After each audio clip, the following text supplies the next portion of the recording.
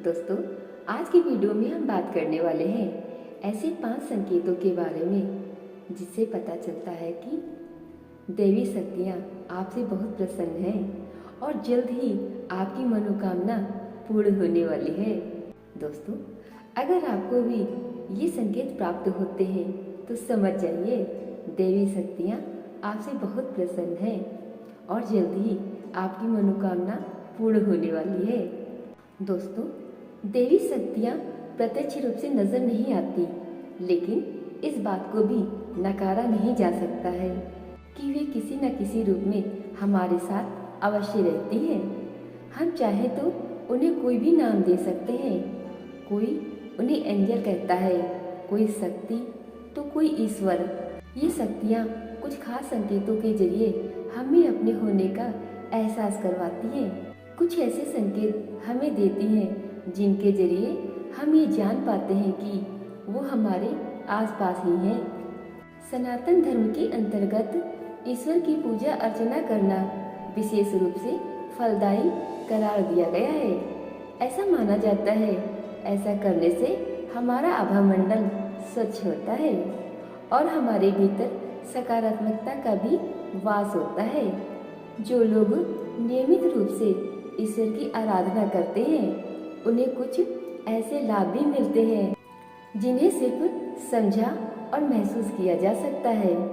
दोस्तों, कहीं जब हमारा संबंध इस ऊर्जाओं के साथ मजबूत हो जाता है तो ये हमें सीधे परमात्मा का सानिध्य प्राप्त होता है, जो हमें कुछ संकेतों के माध्यम से ये बताते हैं कि उन्होंने हमारी प्रार्थना स्वीकार कर ली है।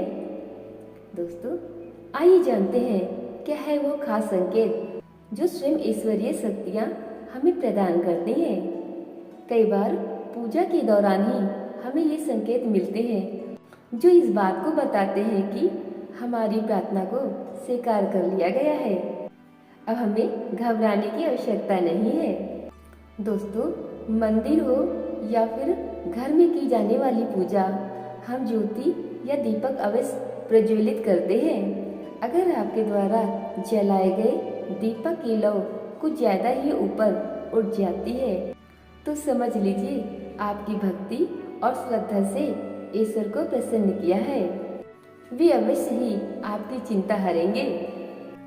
पूजा के दौरान अगर धूप अगरबत्ती से निकलने वाला धुआं सीधे ईश्वर की तरफ मुख कर लेता है और उसमें ओम की आकृति बनती दिखाई देती है तो ये भी एक शुभ संकेत माना जाता है। दोस्तों, ऐसा कई बार होता है जब धूप या अगरबत्ती जलाने से पहले ही हमें खुशबू या सुगंध का एहसास होने लगता है। अगर आपके साथ भी ऐसा होता है तो समझ लीजिए ईश्वर की कृपा आपके ऊपर बनी हुई है। दोस्तों, घर में पूजा के दौरान आपके घर कोई ऐसा मेहमान या व्यक्ति आ जाए जो आपके लिए शुभ समाचार, कोई उपहार या धन लेकर आया है तो इसे भी एक शुभ संकेत ही कहा जाएगा। इसका अर्थ यही है कि आपके ऊपर आपके इष्ट देवता का विशेष आशीर्वाद है। दोस्तों, यूँ तो भगवान हमें अपने वास्तविक रूप में नजर नहीं आते, लेकिन कुछ लोग हैं जिन्हें ईश्वर के समरूप ही माना जाता है। इनमें है माता पिता, गुरु या ब्राह्मण। अगर पूजा के दौरान आपके घर में इनमें से कोई भी एक व्यक्ति प्रवेश करता है तो इसे बेहद शुभ समझा जाता है। आपको इन्हें खाली हाथ घर से नहीं लौटाना चाहिए।